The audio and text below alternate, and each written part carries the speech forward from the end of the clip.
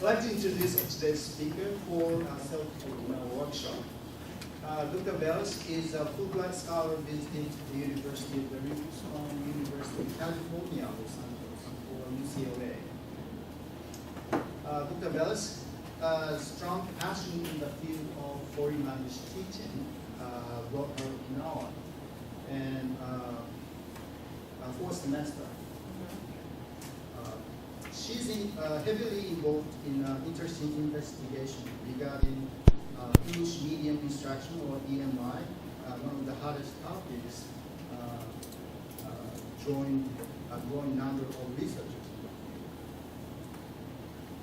Considering the recent reformation of education in Japan, I think we are very fortunate to have Dr. Velez in our workshop.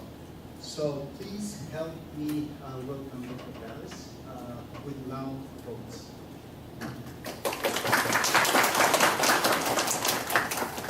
Okay, thank you very much. Can you hear me in the back? I'm not a good microphone speaker, so I usually just use a loud voice. It works better for me.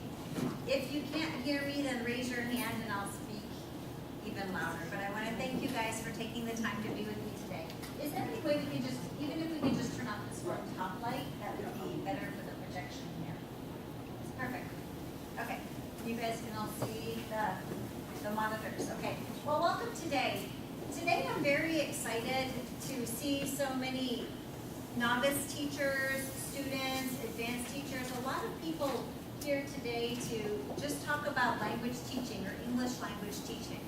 And I want to share with you what I think is one of the most basic but important points to remember when you're in the classroom. It is a topic I call Tools and Techniques of Effective Teaching. And this workshop I have worked on a number of times with the author, Donna Brinton. It comes from a chapter in this book. It's called Teaching English as a Second or Foreign Language. And I just want to say, this is not an advertisement for the book, but this has been my favorite book to use as a student and as a teacher. When I was at the age of the students here, maybe 3rd or 4th year in the university, this was my textbook. And I brought it with me on my first teaching job to Mongolia.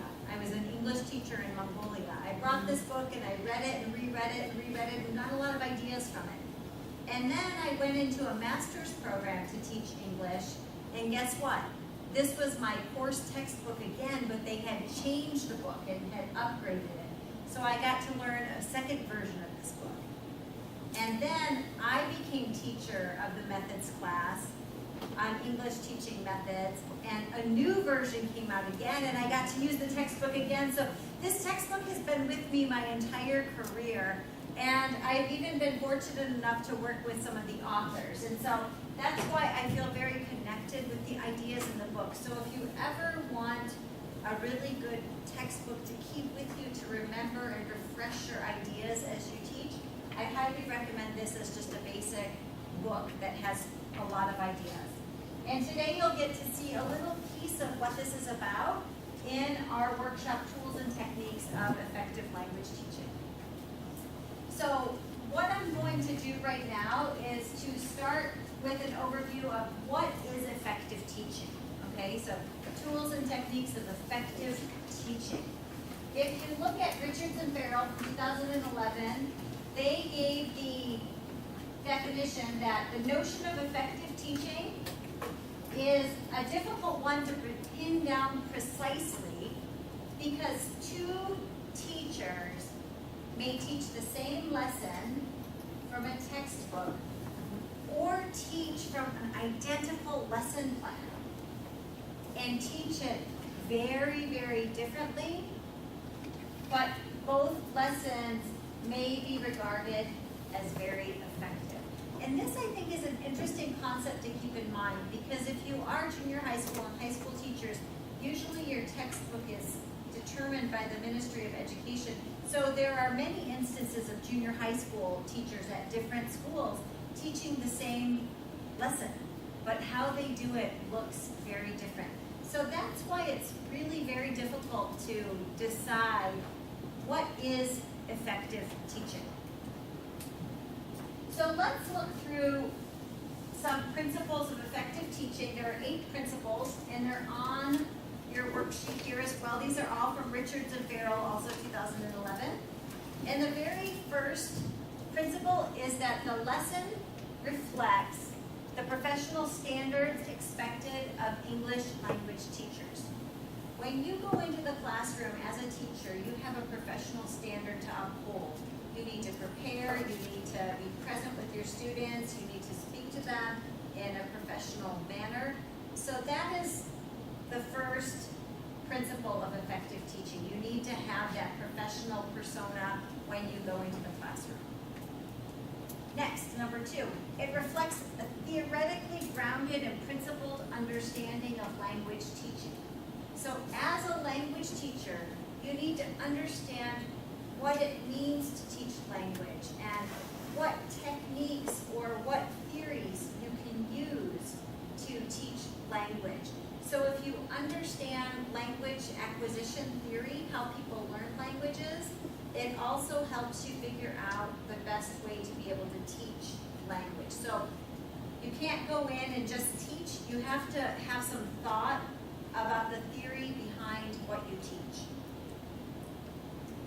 The third principle of effective teaching, it is effectively managed, okay? For some of our experienced teachers in the classroom, I know you understand how timing plays a role and how students are grouped together plays a role, right? You have to manage personalities and students and numbers of students and lessons and questions. There's a lot of pieces that take place in a lesson, and you have to learn how to effectively manage it to be an effective teacher. Number 4, it provides appropriately structured and sequenced language experiences. So you cannot start with difficult tasks and move to easy tasks, right? It's more common to start with an easy task and then get more difficult, more difficult, more difficult. So you structure or you sequence the activities appropriately. Okay, that is, sometimes that takes place because your textbook has organized those activities in that way. And sometimes you as a teacher have a lesson and have to figure out how to present it in the best manner. Point number 5, also from Richards and Farrell, it provides opportunities for learners to process and practice using language in a meaningful way. And I think this is really important, that they not only have an opportunity to practice their language, but it has to have some meaning or really connect to a reason of why they would like to learn or need to learn that particular language. Number 6, it creates the motivation to learn and provides opportunities for success. So the motivation to learn is really, as an effective teacher, helping your students understand why this course is important and why they could really benefit or enjoy learning that course. And then when you give them opportunities for success, it might be to try to create tests that are the right level that they can succeed on. It might be giving them experiences to go abroad for a week if you can set up some type of a program. But all of these opportunities for success, whether they're small inside the classroom by doing a presentation, or large like doing a study abroad for a week during the summer, these opportunities for success make you a more effective teacher. Number 7, it achieves meaningful learning outcomes. When they learn the material, there is a reason why they learn it. They understand how it can help them. So the meaningful learning outcomes might be different for a first-year junior high school student than they are for a third-year senior high school student. but you want to make sure that at whatever level your students are at, that they have meaningful learning outcomes that they can achieve. And then finally, number 8, it reflects your personal philosophy of teaching.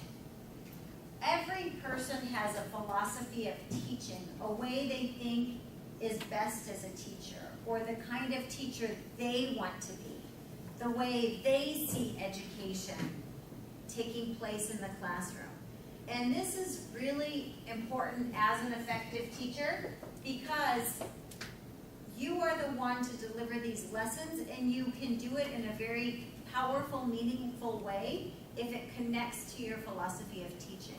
And I think that that's one of the biggest points that I make about effective teaching is that you have to be true to yourself and your personality to become a good teacher.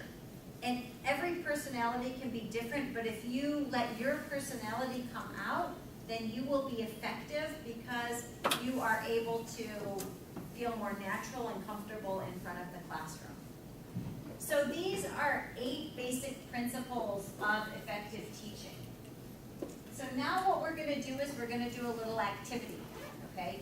On page 2, that's why it was so important to get our page 2. On page 2, there are 8 statements, okay? And each statement connects to one principle of learning. And what I want you to do is to match the statements with the principle of learning. Everything is in your handout right here. And if you're not sure, use the process of elimination, do the ones that you know for sure, and then guess on the remaining ones. So here are your 8 statements. I'd like you to do this together with a partner. So if you have somebody nearby and can chat together, that always makes it a little bit more fun. If you are far apart, you can move or you can choose to do this alone. But I'm going to give you about maybe 5 minutes to try to match these up and see how much you can do.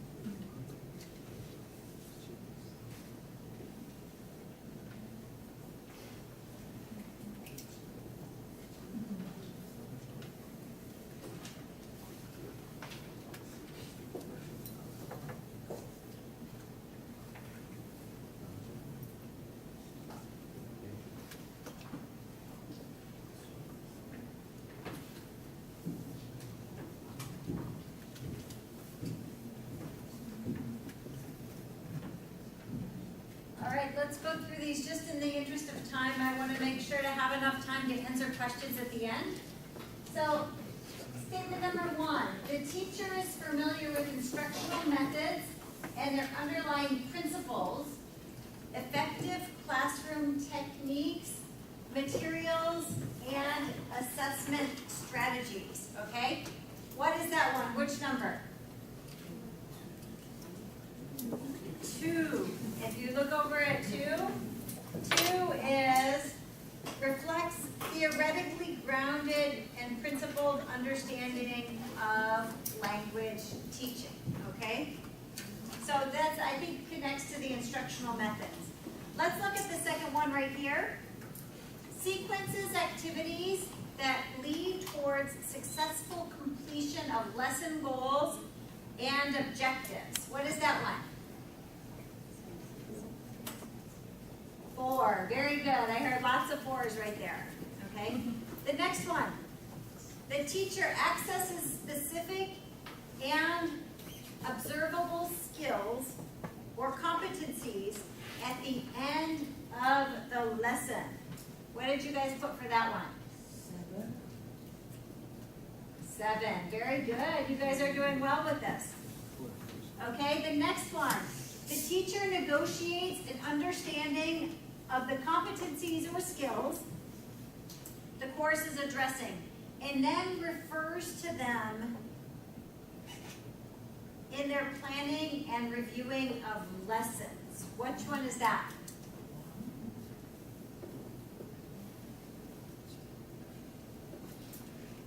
5. That was number 5.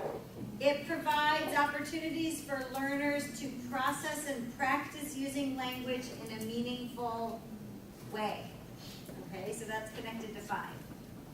All right, the next one. The teacher carefully plans lessons, controls emotions and behavior in and out of the classroom, and shows respect for the students. What number is that? 1. Okay, lots of 1s. Good. Next, the teacher teaches in his or her own way based on personality and the way he or she views the teacher's role in the classroom. That one was 8. Okay. Next, the teacher develops a classroom atmosphere that encourages and motivates students in their learning. Which one is that? 6. Very good. So then the last one, the teacher creates a positive environment for learning and develops and enforces clear classroom procedures is 3. All right, you guys did good. It seems like you got a lot of that. You might take some time to read through them later, but this is just an overview of what we think effective teaching is. Now we're going to move into the practical part. What do teachers have at their disposal? And that is the meat, the main part of today's workshop. If you look for the tools and techniques, there are different things you can do. One is lesson warm-up. The next one is wait time. The next is class configurations. And then final is classroom discourse or language. We are going to overview these topics today in our workshop, and I do think that they will be very helpful to you guys in the classroom. So let's start with the lesson warm-up, okay, the warm-up. When you guys did your activity about the principles of effective teaching, that was almost like a warm-up, where you were starting to get into the lesson a little bit. A warm-up, the lesson warm-up is the very first stage of the lesson. It's what you do immediately when you start a class. You always have some type of a warm-up. According to Edelhoff, 1981, in this stage, the learner's background knowledge is tapped and their interest is aroused by being confronted with an experience that is novel and yet not totally unfamiliar. So if we were doing an activity about, I don't know, learning about holidays or something like that in the classroom, I might have a really interesting picture of a holiday on the screen. and all of a sudden people start to get interested and aroused by this and make some warm-up activity out of that. If you look at research findings, the classroom research documents the following values of a lesson warm-up. These are the reasons that a lesson warm-up is good, okay? First, it sets a positive atmosphere via the teacher's affectionate readings. So when the students come in, if the teachers makes them feel welcome, then it's a good way to start getting into the lesson. The lesson review portion of the warm-up aids in concentration. So if they review what they know, then they're ready to move forward. They can concentrate better. It establishes a routine, such as the teacher asking students what they've been doing and directing personal questions to individual students, okay? Just to give you guys an example, do you know what I did when we were waiting for our photocopies? I went around and I just started to get to know you a little bit, asking where you're from. For me, that was part of my warm-up, because I like to know who I'm talking to before I start to talk. And that was part of what I did there. And then finally, it assists in getting attention, reducing anxiety, increasing motivation, and establishing a lesson theme. These all come from Kirk's 2003. So you can see there are many benefits of a warm-up in the classroom. So what we're going to do is I'm going to show you two different icebreaker activities. We use the term icebreaker, okay, we use the term icebreaker when we start working on something, maybe with a new group of people, okay? So what I want you to do is I want you to look at the activities with your partner. I want you to evaluate the effectiveness in establishing a positive classroom environment. Will this activity help you create a positive classroom environment? You have to talk about that. Number 3 is, which of these two activities do you like better and why? Do you like activity 1 better or activity 2? And then finally, what type of icebreakers have you used in your own teaching? I'm going to get some feedback from you as you talk, but here are the two icebreakers. The first icebreaker is things you have in common, okay? The way that this works is the students are paired with a partner that they don't know, and they talk for 5 minutes and try to decide what they have in common.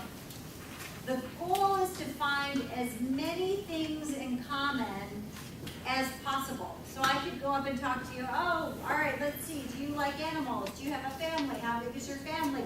And we try to find things that we have in common, okay? There are some different examples of topics that you can use to start your discussion, but this is icebreaker activity 1 that you do with a person you don't know, so a new person that you just meet. Icebreaker activity 2 is a values discussion where students form 2 circles, an inside circle and an outside circle. They look at each other and they have 1 minute to talk. So the inside group is looking out and the outside group is looking in. So that these are your conversation partners right here, okay? And so then you have 1 minute to talk about values, and then the outside circle shifts. So now you have a new partner, right? So the inside people stay the same. This way you're talking to many people for 1 minute at a time, okay? And the topics that you could have the students talk about are things like a motto you live by, a challenge that you're facing, a goal you hope to accomplish, a value in a friend, your favorite cultural tradition, or your best and worst traits. Okay, so this one is activity number 2. So with your partners that you're sitting by, I want you to examine them, evaluate their effectiveness, and try to decide which one you would prefer using. Okay? So take a couple minutes and work with your partners on this. You have the activities on your handout here.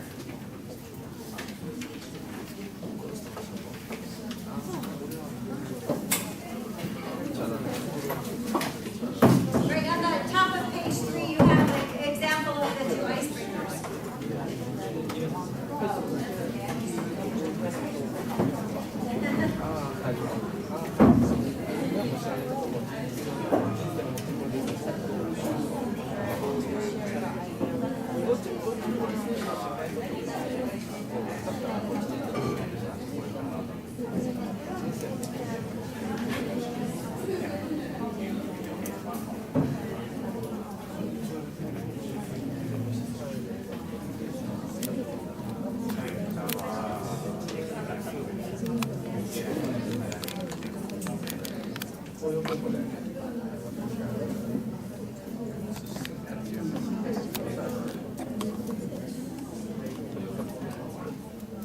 Any questions?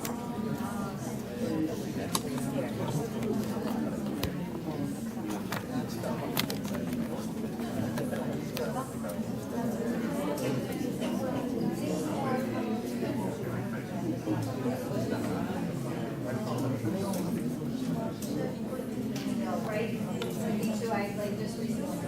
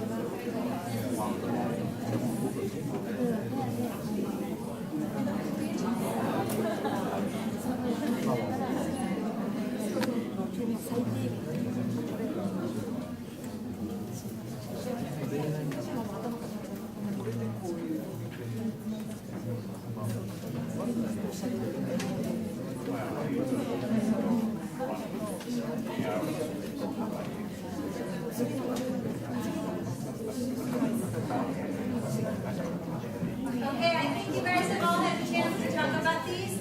I want to take a little vote, okay? I'm going to say, who prefers activity 1? And I want you to raise your hand. And then I'll say, who prefers activity 2? And then you raise your hand, okay?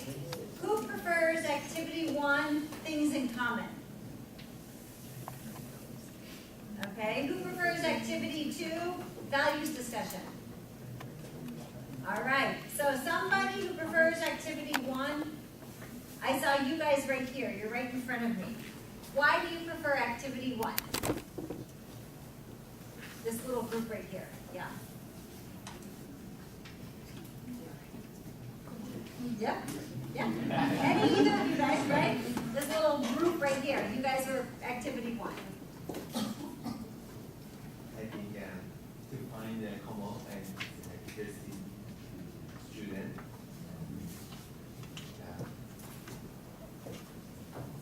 For example, comics and about kind of, oh, you like, oh, I also like and this student, so prefer this activity. Okay, so it can make the students interested in each other. It can get them excited because they might find out that they both like the same movie or the same characters or something like that. So it gets them interested in each other and just excited to talk about their favorite things, okay? The other one, activity 2, I think over here in this group, right? You guys preferred activity 2. Can you tell us why you prefer activity 2, values discussion? I think it depends on the level of the student's English ability, but it might be difficult for beginners to talk for 5 minutes. They need to speak fluently, and they need to have communicative ability too. But for icebreaker 2, you switch the partner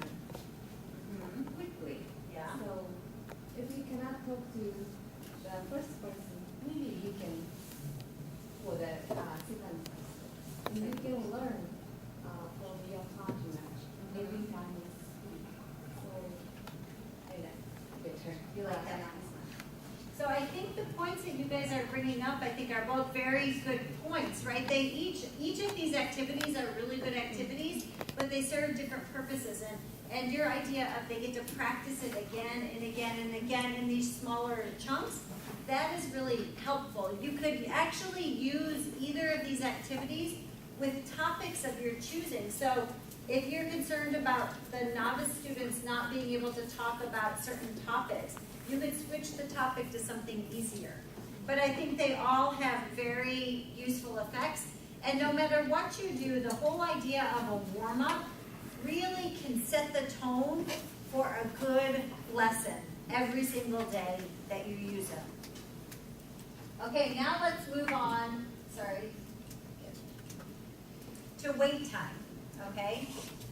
Wait time refers to the amount of time that elapses between asking a question and getting a response, okay? So how much you wait when you ask a question until you start to request a response. Given that second language learners are often shy, and we say reticent, right? Reticent, shy or reticent, and they require time to think about their answers first, allowing adequate wait time is really important in the class. And I think especially I've noticed with the Japanese students that I work with, they like to think about what they're going to say before they say it. So this idea of giving them this wait time can make a big difference in the classroom.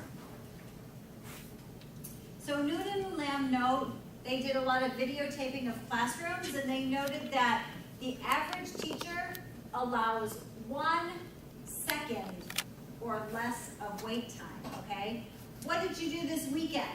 If there's nobody who raises their hand in 1 second, 1 second, then all of a sudden you start saying, you, and they start to call right away on their students. And if you think about learners, they often need a little bit more time to think about what they want to say before they say it. So assuming no answer on the part of the student comes, then they typically reformulate their question and call on a student or provide the answers for themselves. So if I say, what did you do this weekend? And nobody answers, okay, over the weekend, did you go somewhere? And then I would start calling, or I would give some explanation about my weekend. So you can see that wait time is very, very short. 1 second of wait time is like, what did you do this weekend?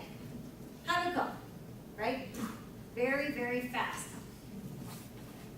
Okay, Maria, what is the answer to number 4? Okay, Juan, what is it? Right, so Maria's still thinking, and I'm already moving on to Juan to try to get the answer. This is an example of a 1 second wait time. Overall, research shows that the effectiveness of questioning is at least partly dependent on the wait time allowed, and that increasing the amount of wait time yields positive results. Where 3 to 5 seconds wait time are allowed, learner failures to response decreases, so more students respond. The length and the complexity, the quality of the answers increases. Students participate more, and student-initiated questions and unsolicited responses increase. These are amazing results by giving only 3 to 5 seconds of wait time instead of 1 second of wait time. This, to me, is one of the simplest tools that you can use that has a very, very positive result. It is a little bit challenging, though, because sometimes as a teacher, if I ask a question and my students don't respond, I start to get a little bit nervous, right, as a teacher. Like, do they understand my question? Are they interested in my lesson? Are they gonna, so I start getting nervous, and that's when I start calling very quickly on my students. And so that is a challenge that you have. So here are a couple useful strategies as a teacher that you can use when you're trying to avoid being nervous yourself and you want to give your students maximum time to respond. The first thing you can do is count silently to 3 after asking a question, calling on a student, or eliciting a response. What did you guys do this weekend? And then to myself, I'm like, 1, 2, 3. Because if I say, what did you do this weekend? And suddenly one student's like, oh. And the other students are still thinking, but I count 1, 2, maybe more hands go up. 3, more hands go up. Now there are 10 different people who might want to participate because I gave them adequate wait time. So it's like getting into a habit. The other one is to decrease your students' anxiety level by avoiding contact during wait time. If I ask a question and then I'm looking at you, and looking at you, like all of a sudden you're going to start getting really nervous because she's going to call on me. She wants me to answer the question, right? So to avoid that, what you do is, okay, what did you guys do this weekend? And then you can just like, you know, like look up or around. Like don't look directly at your students because then they can think in a more relaxed manner and it'll allow them to try to come up with an answer to participate. And then the other one is to say the question to the whole group, okay? I want you to tell me the best thing about being an English teacher, okay? So I ask a question, and then I say to you, so I'm going to give you guys 1 minute to think about it, and then I'm going to hear what you have to say. And I might even look at my watch, like watch for 1 minute, and really just wait 1 full minute. And then you'll be surprised, the quality of the answers increases tremendously. And it's just by giving them that little bit of extra wait time. So I can't stress the value of wait time enough. It makes a big difference in your students' ability to answer questions. Okay. Remember, I'm going to have some question and answer time at the end, and so if you have some questions, please make note and I'll answer them at the end. I am going to move on now to pair and group work.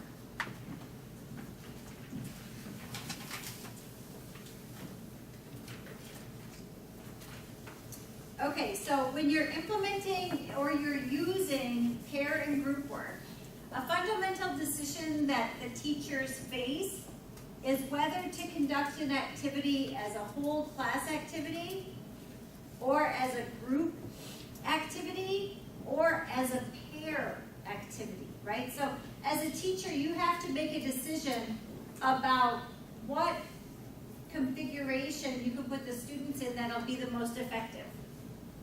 Pairing and grouping learners is the surest way to foster language acquisition in the classroom. I know many people worry that the students might make mistakes and then copy each other's mistakes when they're doing pair and group work. But in fact, the pair and group work time allows them to increase their fluency because they have more time to practice. This includes structuring tasks so that learners interact with their peers, negotiate meaning, and then form and share their opinions. And so that, I think, is what is the most useful to keep in mind when you are creating pair and group work.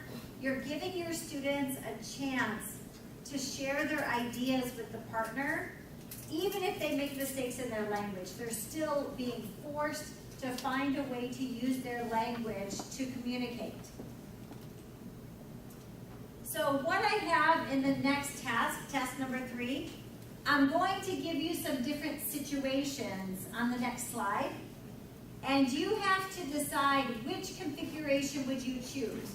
Would you choose to do the activity as whole class activity, as pair work, or as group work?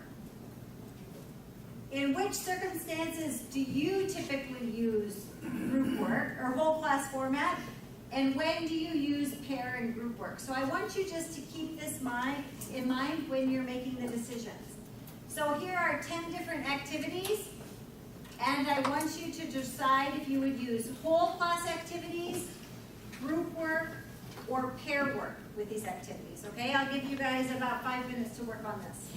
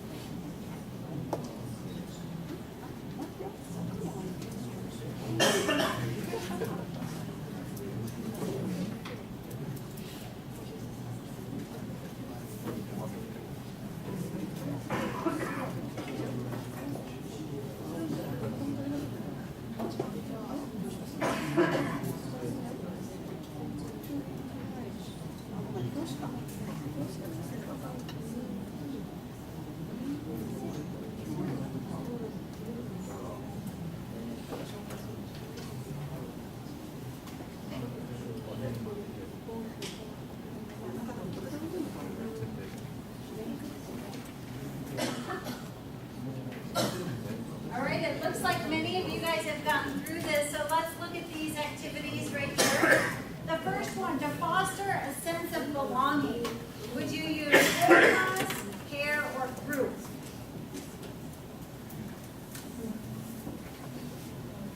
Whole class.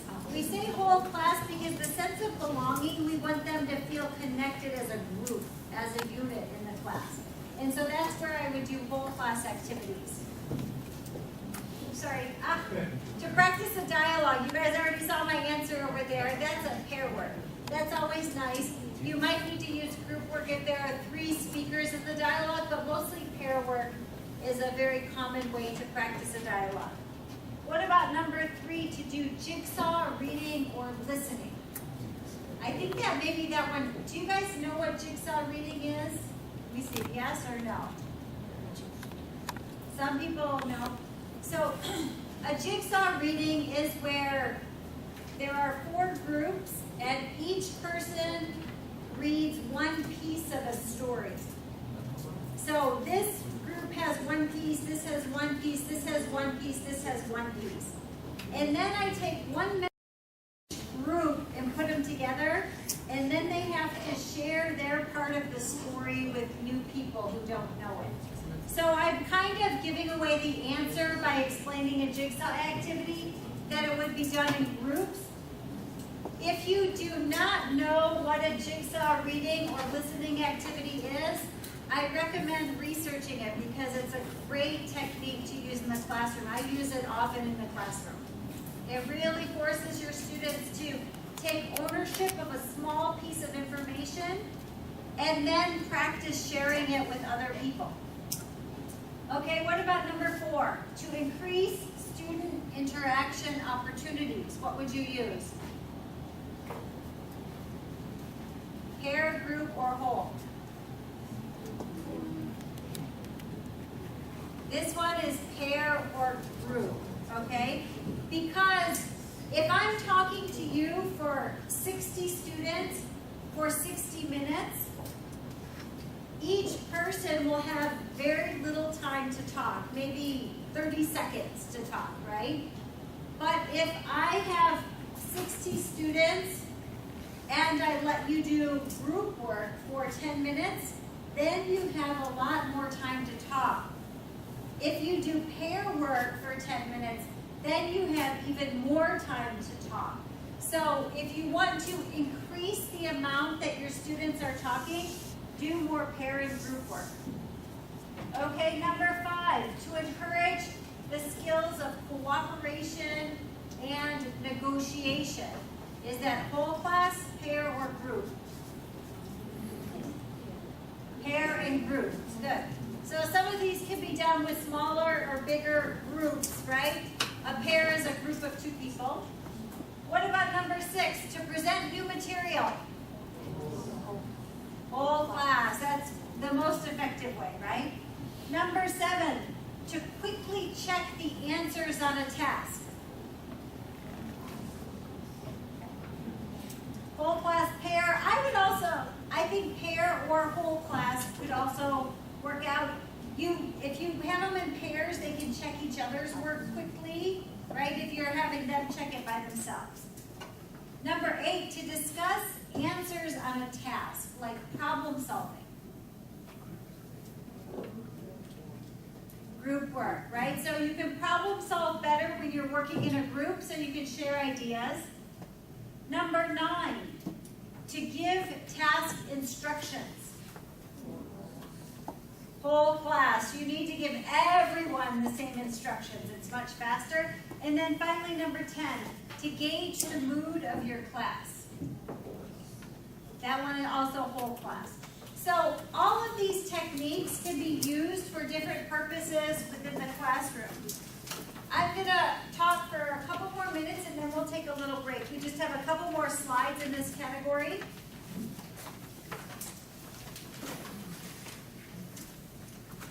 When you look at the rationale or the research behind, right, using pair and group work, the first thing is it reduces the teacher dominance. When I'm standing in front of the room talking the whole time, I really don't like my lessons. I'm tired of hearing myself speak. So doing pair and group work takes away my role and allows the students to work to figure things out together. The next, it allows for simultaneous practice of both productive and receptive skills. If you're working as a pair, one person is speaking, productive skills, the other one is listening, receptive skills. So if I break everyone into pairs, then half of you are all speaking at the same time. That's a good thing, a lot of practice. And then half of you are all listening at the same time. It's really good practice. The next one, it provides students with an increased opportunity to speak and interact, sharing their personal knowledge and experience. That engages students more when they can share a bit of their self or what they learned. Students can also learn from each other because they might be at a similar level. The next one increases the likelihood of linguistic risk-taking due to fewer inhibitions on the part of the learner working, okay? If I ask a question and you have to answer the question in front of 60 people, you're going to give a very short, very careful answer because you don't want to make a mistake in front of 60 people. But if you're working with a pair, you might try to say something new and try to take a risk in what you say. That is really helpful in language learning. The next one, it creates a bonded classroom atmosphere. I can guarantee that my students who do a lot more pair and group work feel really connected together. They really enjoy coming to class and being together. And then the final one, it recognizes that social cooperation and teamwork are valued attributes in the working world. If I can work in the language class with a partner and do teamwork together, then when I start working, I'm also very comfortable with that style of sharing information with people. So there are so many benefits of pair and group work. So what I want you guys to do as our last item before break is I want you to look at the next slide. There are 4 different classroom seating configurations, okay? And I want you to discuss the advantages and disadvantages of the different seating situations. Look at where the blackboard is, where the students are. You might want to think of things like class size, presentation of new material, which seating configuration would be best, student-to-student eye contact, the ability to share ideas, ease of facilitation. That means how easy can the teacher go around and talk to the students with the seats like this. Class rapport, student eye contact, teacher-student eye contact, sense of equality, ease of arranging, and then mixed ability classes. So I want you to keep these things in mind as you look at these 4 different configurations. Hopefully you don't get into a classroom like this where the tables are like bolted to the floor because you don't really have much control over your seating configuration. But if you do, what do you think of these patterns? How can they be helpful? So take a couple minutes and talk with your partner about these configurations. This line up here, this is the blackboard, right? This line here up in the front. And then the T is the teacher, right here, okay? All right, so take a couple minutes and share your thoughts on these seating configurations with your partners.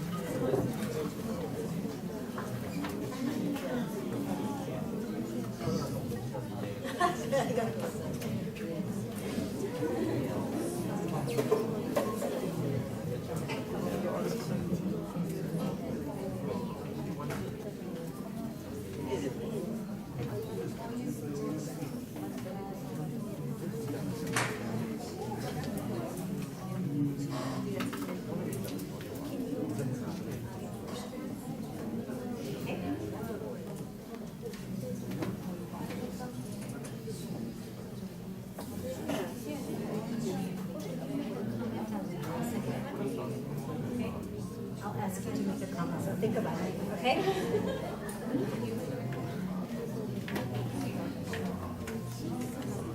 Can you guys make a comment on the third? Make some comment about that configuration, okay? So think about it. I'll give you a couple minutes. Can you guys make a comment on the fourth? So spend some time thinking about that, and I'm going to ask you for a comment.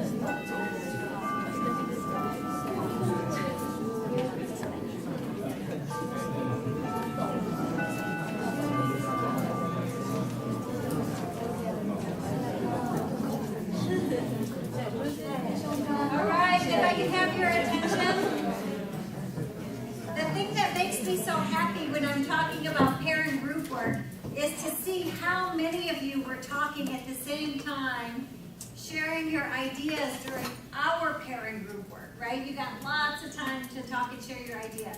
So now I'm going to hear a little bit of feedback. You guys were in charge of number 1, so can you tell me your thoughts on configuration number 1? When is it good, when is it bad, or just some thoughts that you have on it? Number 1 is for presentation of a new material. Okay, so when you're presenting new materials, this is effective, very effective, okay? What about number 2, back in the back?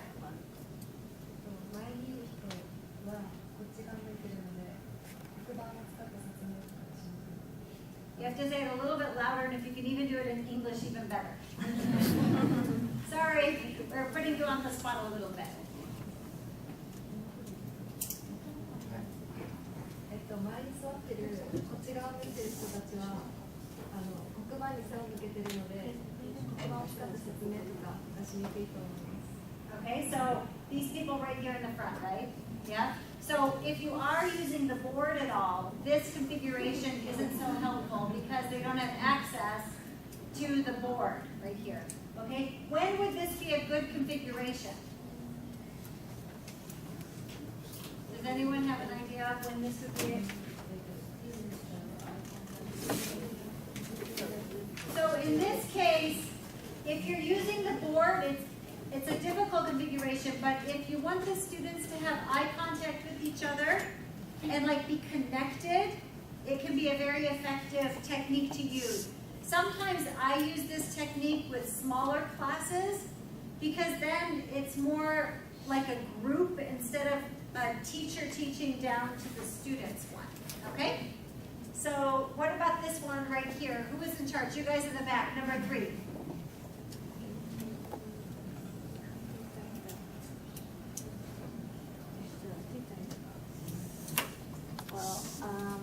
And then just speak a little loudly so I can hear you. Okay. To advantage sitting in that case, we think that the student can exchange the idea really easily, and they can use the blackboard also, so they can have a presentation, and after that they can share the idea with each other. But we never use that situation with the students, so we don't know how to use this situation with the students. I think that you picked some of the really good points though, that you can use the blackboard. Like over here, the blackboard is covered. As the last speaker said, the backs are to the board, but this one, the board is open so you can use the board. The difficult thing about this configuration though is that you are limited with the size of your room and the number of your students. So if you look at a typical Japanese junior high school or high school, this configuration would probably not be possible because of the number of students in the classroom, right? So you have to keep that into mind as well. And then finally, the last one right here, can you guys talk about this one?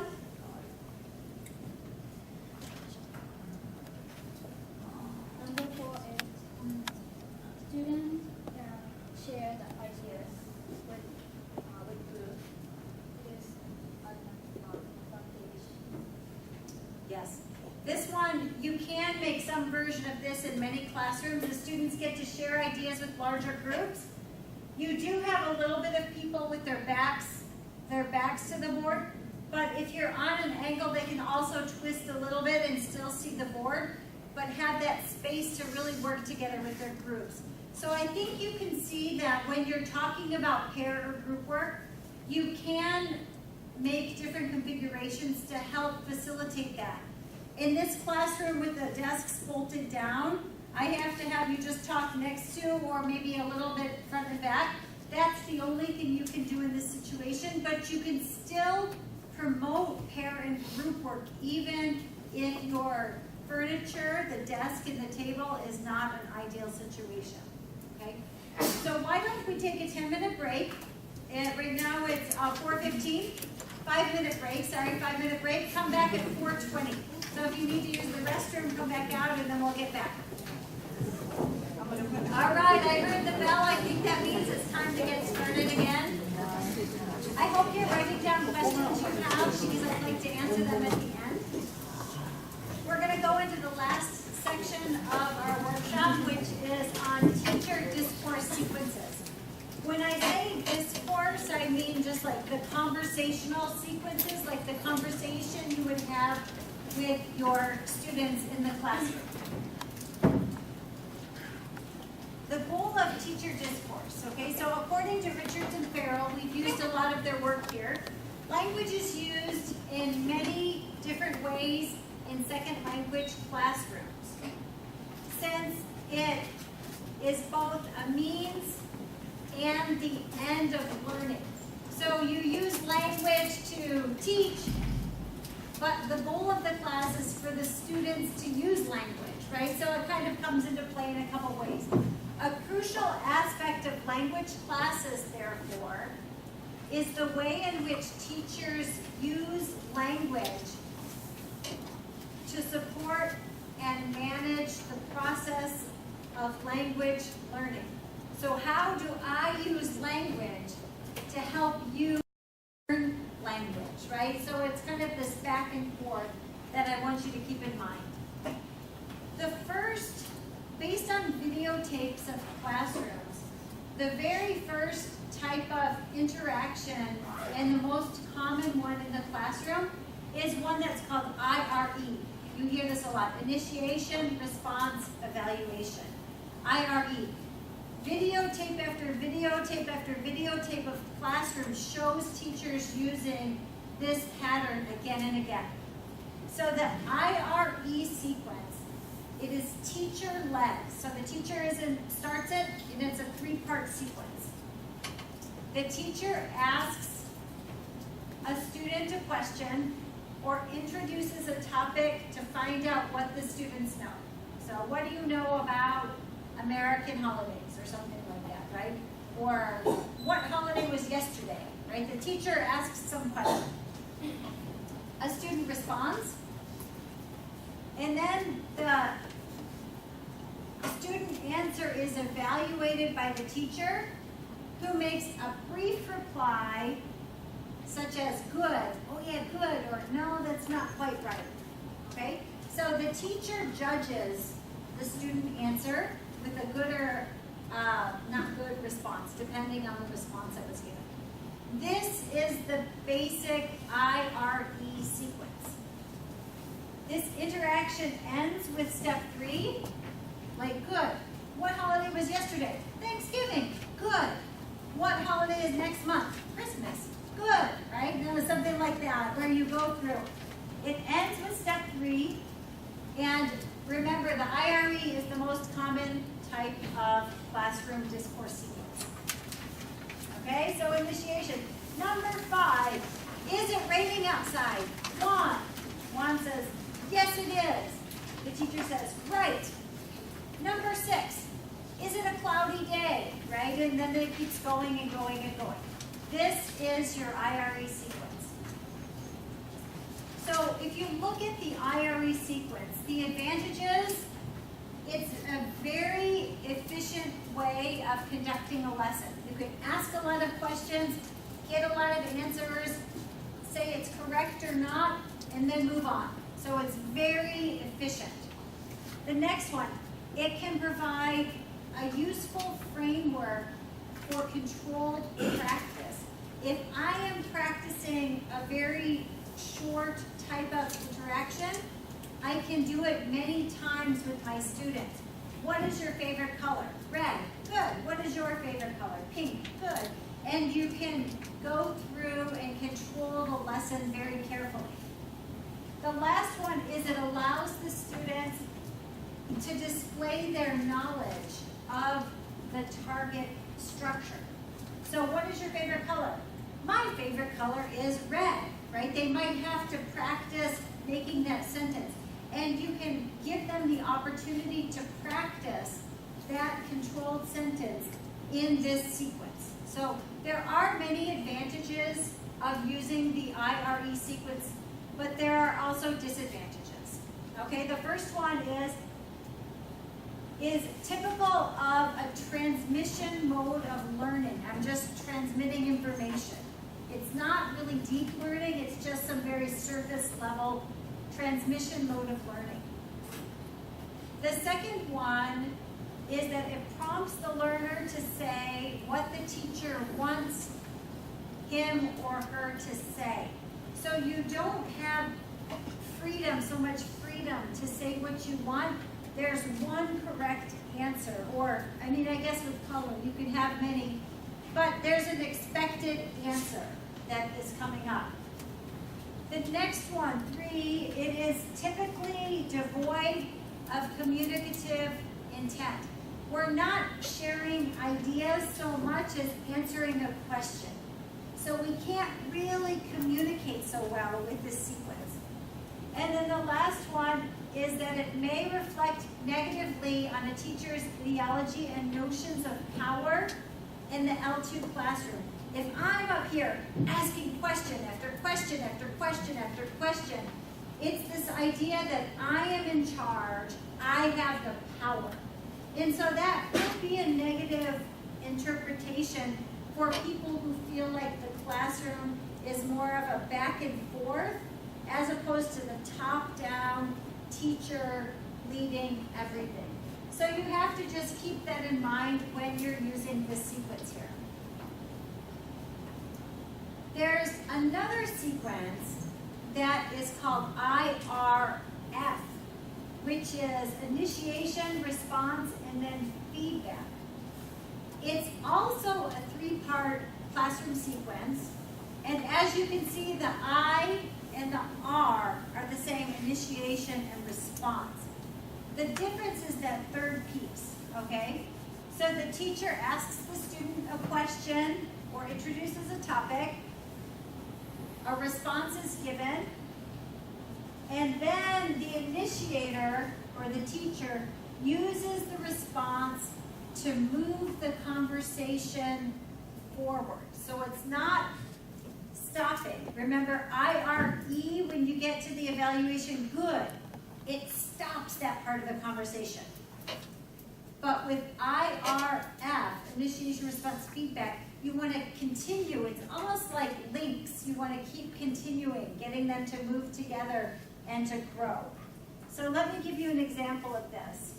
This interaction can continue for multiple turns and may include contributions from many of the class members. Okay, so here we go. How many brothers or sisters have you got? All right, that's a common question in a beginning class. Someone says 5, all right? So then the teacher says, wow, that's a big family. Who else has a big family? So instead of saying, wow, that's a big family, or wow, nice, or good, and then moving on, they connect it to that topic. Who else has a big family?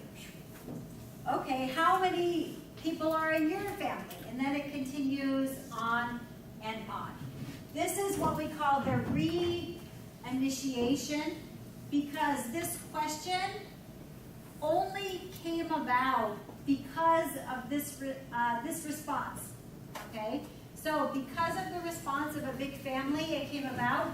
If the student had answered 2, They would have said, oh, that's a small family. Who else has a small family, right? So you can modify your reinitiation depending on the content or the information of the response.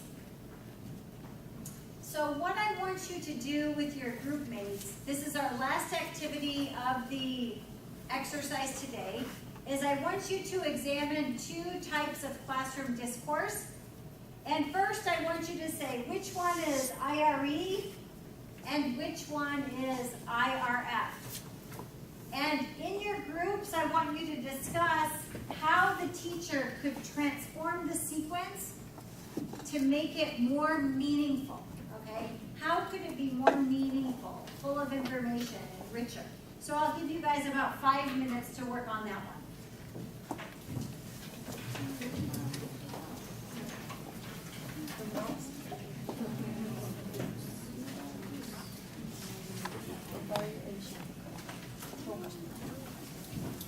Just to display it, I know the photocopy is small. To see it a little bit better, I have one on the board right here. Okay.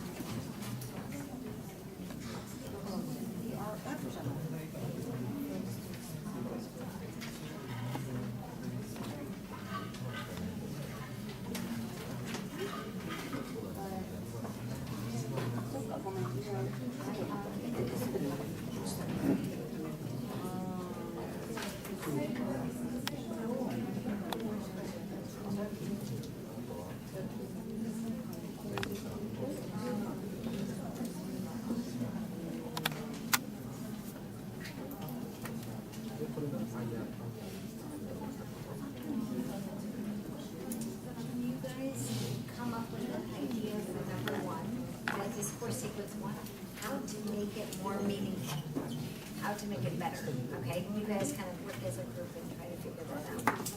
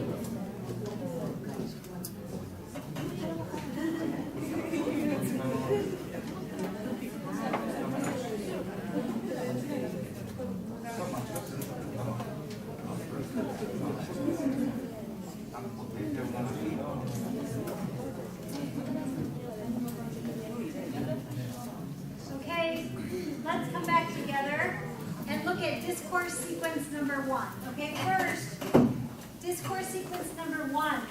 Who can tell me the answer to the first question? Angela? Turkey. Yes, that's right, turkey. Who can answer number 2? Mary, what do you have? I put apples. Apples? Tom, what did you put?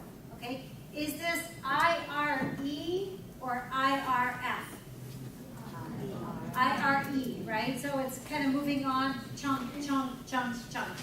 All right, so I asked one group of students in the middle here what suggestions they have to make this conversation more meaningful. Okay, did you guys come up with something in your group right here? Who would like to share?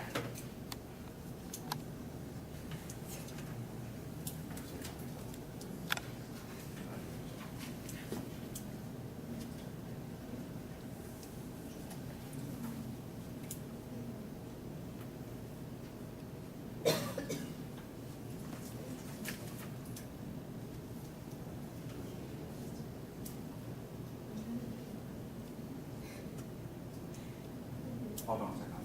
Okay. Yeah, prepare for what?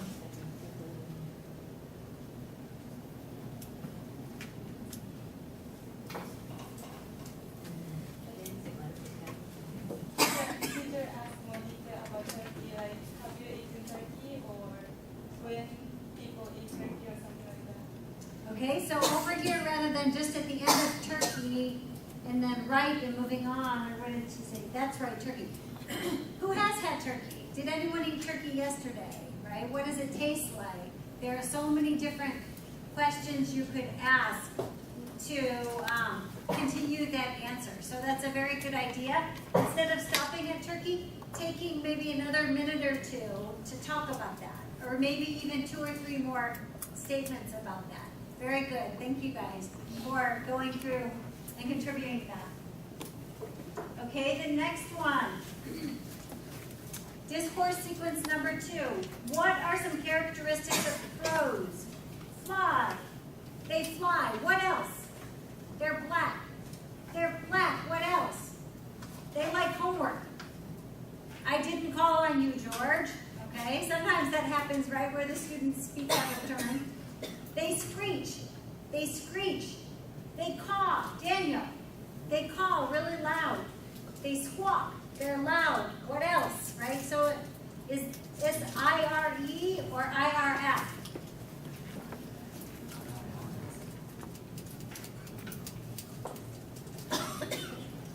IRE or IRF?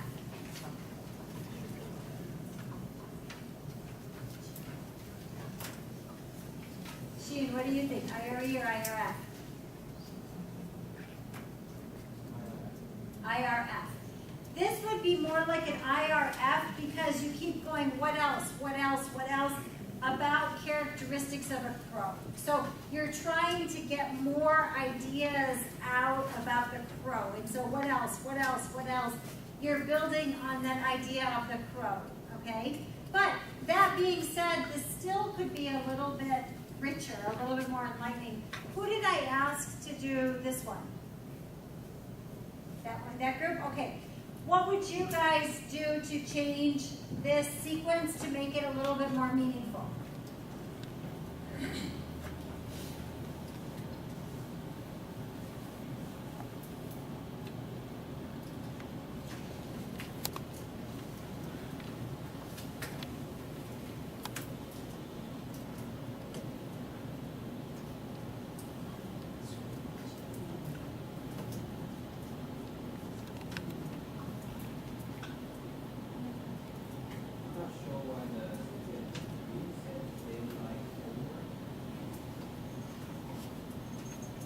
I think he was just joking. I think he was trying to get the teacher to lose her place in the lesson or something.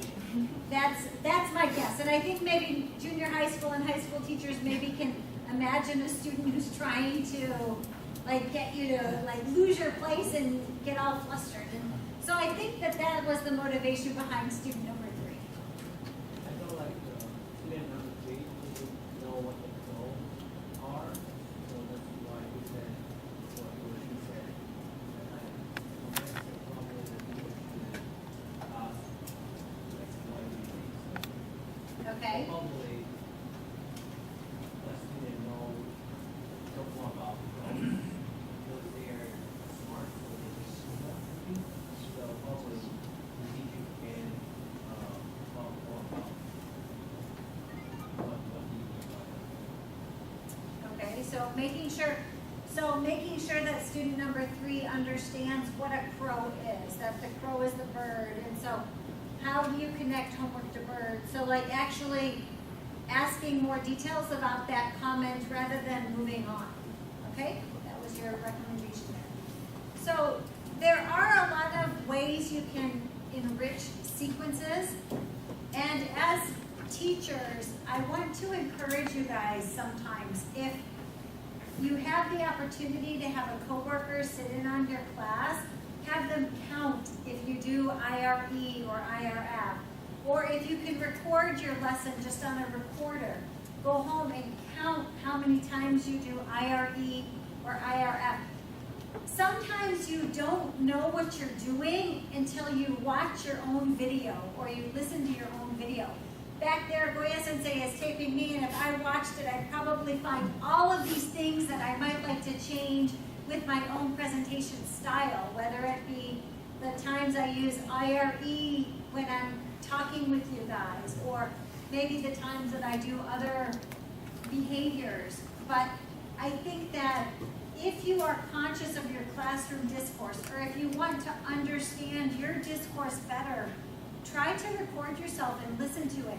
It's a really helpful tool to improve the quality of your classroom discourse, and it can be a very private thing that you're doing on your own if you just have your recorder up here, so that you can continue to improve your own teaching through your discourse or the language. All right, I hope you guys enjoyed this session. I'm going to take some questions before we officially end it. We have 15 minutes left for questions, right? And Goya Sensei has the microphone. If you guys want to take a minute and think of questions, but I would love to hear what you guys have. It could be about this topic, or it could be any other like things you are concerned about with teaching that you might want a second opinion on. I'd be happy to entertain any questions you have. Okay? Here's the microphone. I have 2 questions. One is what's the effective way to make a hair? For example, if I can't speak English well, and my partner's English level is very high, I might feel uncomfortable. So how do you make hair? So in that situation, it's a little bit complicated, because if you're putting only the high people with the high people or the low people with the low people, these students are going to start to know that they're with the low person too, or they're with the high person too. And the low people might start to lose their self-esteem, and the high people might become a little bit like arrogant, like, oh, my English is so good, right? And it creates an imbalance in the classroom. I find that sometimes having those mixed, like, I go between having mixed levels and then having same level students together, but I don't let them know when I'm doing which one, because that'll give them the opportunity to practice with lots of different students, and maybe they can learn something from the higher level student, or the higher level student can explain an idea to the lower level student and become even better with their understanding of the concept. So I often try to mix up the groupings, because I think that It keeps the students interacting with different people and will help them improve their skills that way. The only difference that I have is sometimes I have different ethnic groups in my class, and if I have, like, say, Chinese speakers and Spanish speakers and Japanese speakers, I usually try to mix them so they're with somebody from a different language. So that is the one thing I always do when I can with my grouping. Thank you. And you had a second question, Yes. okay? So as you mentioned, you said we have to wait. Teacher have to wait until the students think answer. But how do you judge whether students really think or they don't understand the question? Usually, after my wait time, if nobody answers, then I would usually re-ask that same question and then wait a second time. So I usually don't know if they understood or not until after my wait time when no student answers my question. So that's what I usually do. I usually assume they understand. But if the result is that there are no responses, then I will first re-ask my question in a different way before I go back and explain the idea again. But sometimes if I ask a question and I wait and there are no answers, I ask the question again and I wait and there are no answers, then I usually go back to the beginning and I explain the idea again. But my usual assumption is that they do understand. They just need a little bit of time to think about it. But don't be afraid to go back if you have to, because it's better to go back and have your students understand than to give them an answer but feel, my students really don't understand that idea. That's like a bad feeling to have. So don't be afraid to go back if you have to. Okay, thank you for your questions. Other questions?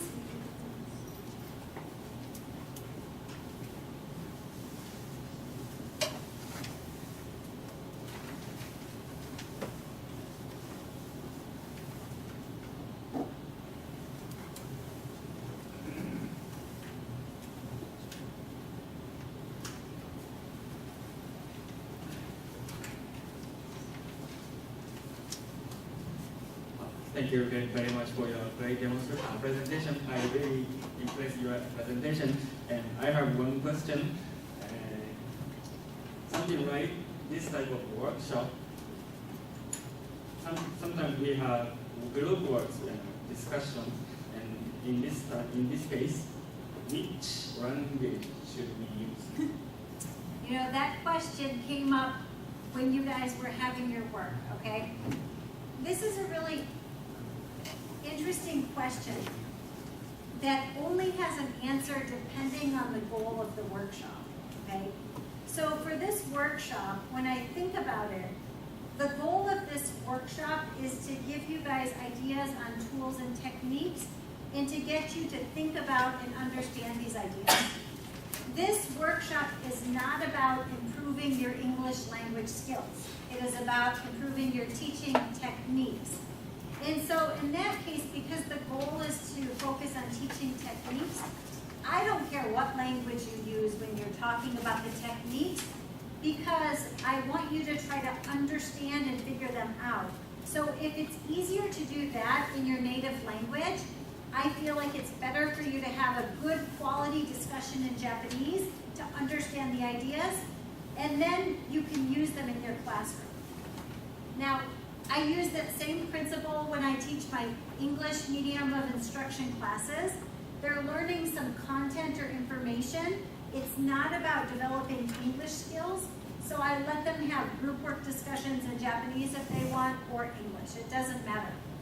But if the goal of the class is to teach language, if you were my ESL students at UCLA where I teach at home, I do ask that your discussions remain in English. So the focus of an ESL class is to improve your English language skills. And in that case, it's academic, usually academic language skills, being able to talk about school-related topics. And so I need you to practice that in the classroom. So in that case, I would I can't force, but I would ask you to very strongly to speak English during those discussions, because that's part of your practice. So I have to say that the answer will depend on your goals. If you ever do group work in your language class, I would encourage them as much as possible to try to use English. If they're trying to figure out something more complicated, like if you have your students working on trying to understand a grammatical rule, talking about grammar in English is probably impossible for a junior high school student. So maybe you let them use some Japanese to try to understand or figure out the grammar rule, and then maybe they try to repeat back a little bit in English. So you kind of decide what the goal is and choose the language accordingly. Okay, so sorry that was a very long answer to the question, but I think it's an important question as a teacher to consider. Thank you very much.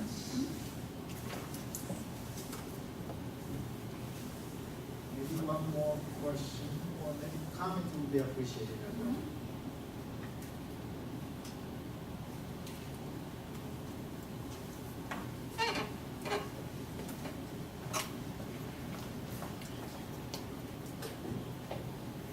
Hi, Dr. Velez. I know you teach English, but I remember when I used to teach, when I ask questions to my students, I will wait for a moment, and then if I don't hear any answers, I remember saying like, all of you don't know any answers to this question, or like, how could you not answer the question? Or I remember hearing other teachers saying that kind of comment. And what do you say to that? Do you, I know it's not really, as a student, when I didn't enjoy teachers saying those things. Yeah. So I'm sure the students wouldn't like me saying that as a teacher. But to prevent comments like that, what would you suggest the teachers do?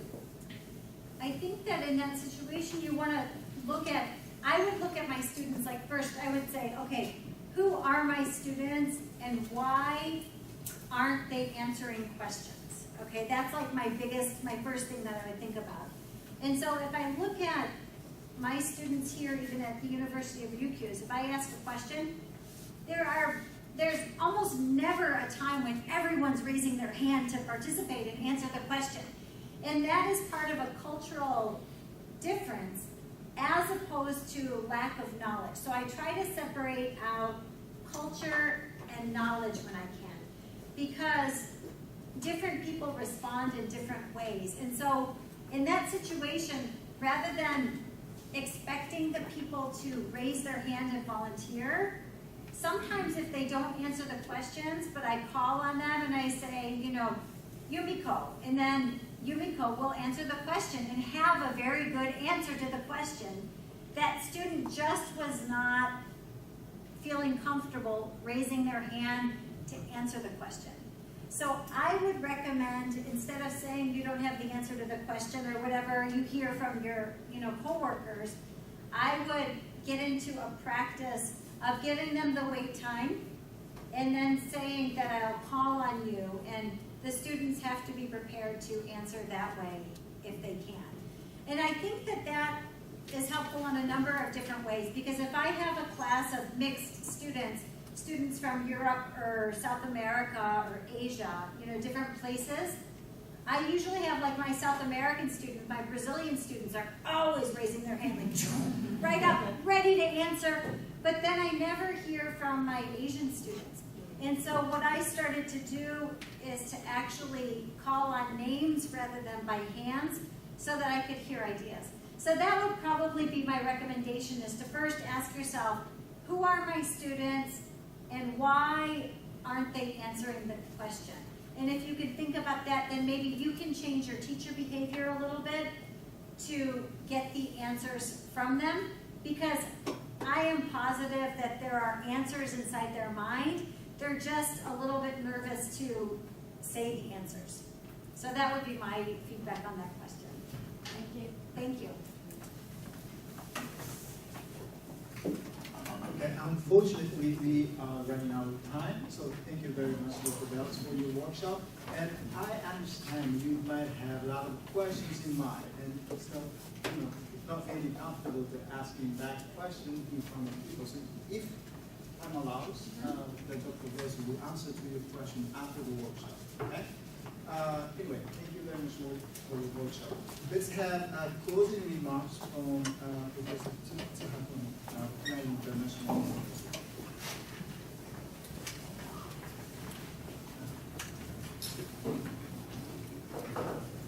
On behalf of SELT-Okinawa, and as well as audience today, I'd like to thank Dr. Dam for her great workshop as well as lecture.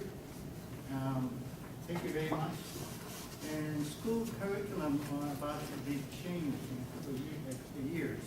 So we teachers are really curious about how to introduce what is called active learning. So all the pieces of information or technique, these principles you provided for us today would be very helpful to introduce active learning and the new teaching environment. So we are very appreciative for the great workshop. Thank you very much. And how about, let's say, shall we give her another round of applause one more time?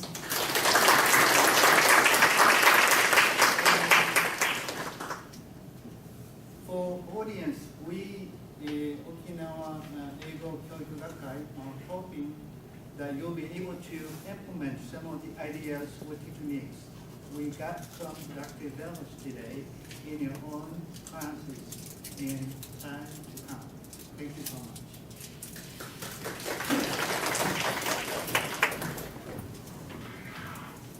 はい、以上でワークショップ、ドクター・ベレスさんによる、先生によるワークショップになります。あと、準局から連絡ですが、プログラムにも記載してありますが、第2回目の研究大会が2月の16日に、ここ琉球大学で予定しております。昨年度は大学院生、それから教育現場の先生方の研究発表、実践発表も含め、各大学から卒論発表をしていた、こうした学生の皆様からもご参加いただきました。ですので、現在そういった英語教育に関する研究、もしくは実践報告等がございましたら、どうぞふるってご参加いただきたいと思います。2つ目ですが、アンケートの用紙を最初でお配りしていると思います。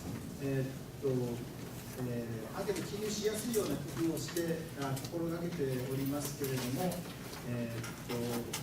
できましたら記入していただいて、後ろにあります提出箱の方に提出してください。なぜ私たちがアンケートを取っているかというと、やはり教育現場に即したもの、課題、問題点に即したもの、先生たちがお困りな点について何かしらの答えを探したいというような目的でアンケートをしております。ですので、負担のないご意見を書いていただけたらなと、人局をはじめ、運営の方では考えておりますので、どうぞご協力のほどよろしくお願いします。